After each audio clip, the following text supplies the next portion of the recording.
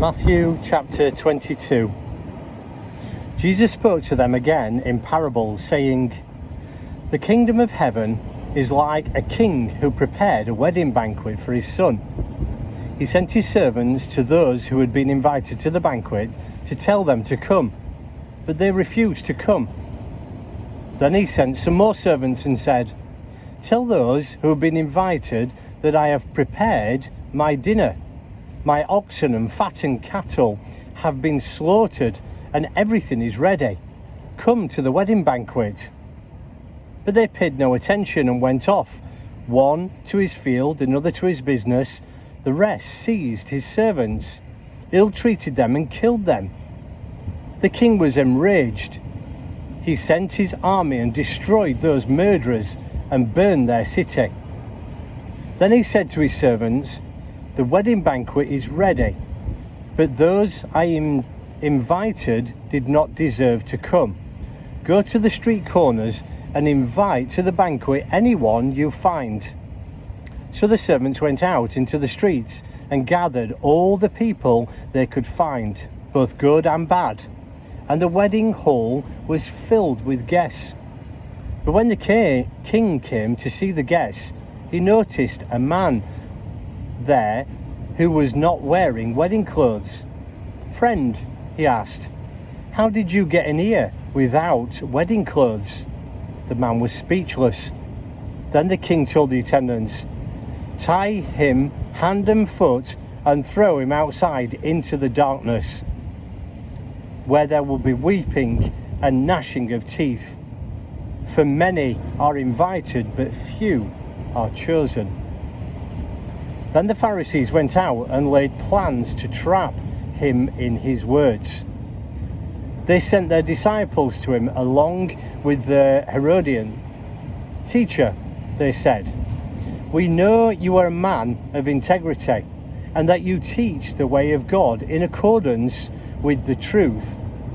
You aren't swayed by men because you pay no attention to who they are.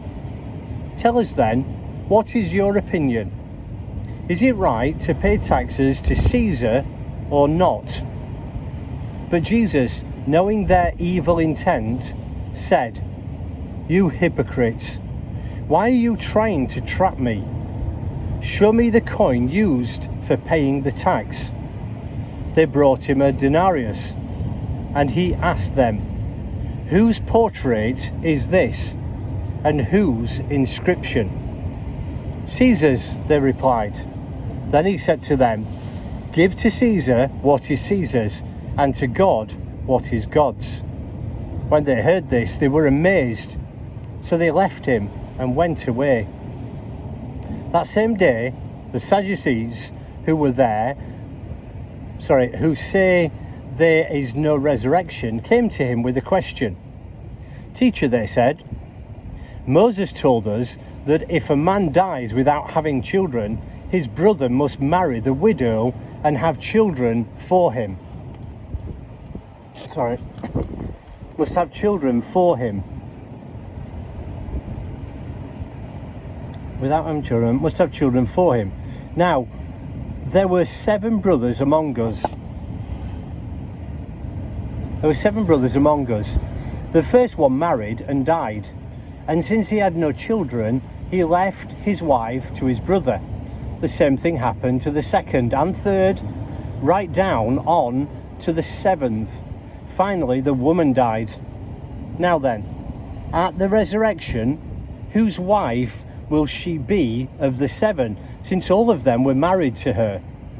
Jesus replied, 'You are in error because you do not know the scriptures or the power of God. At the resurrection, people will neither marry nor be given in marriage. They will be like the angels in heaven. But about the resurrection of the dead, have you not read what God said to you? I am the God of Abraham, the God of Isaac, and the God of Jacob. He is not the God of the dead, but of the living.' When the crowd heard this, they were astonished at his teaching. Hearing that Jesus had silenced the Sadducees, the Pharisees got together.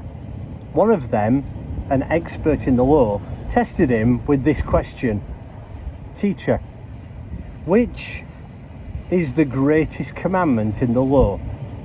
Jesus replied, "Love the Lord your God with all your heart and with all your soul and with all your mind. This is the first and the greatest commandment. And the second one is like it. Love your neighbour as yourself." Love your neighbour as yourself. All the law and the prophets hang on these two commandments.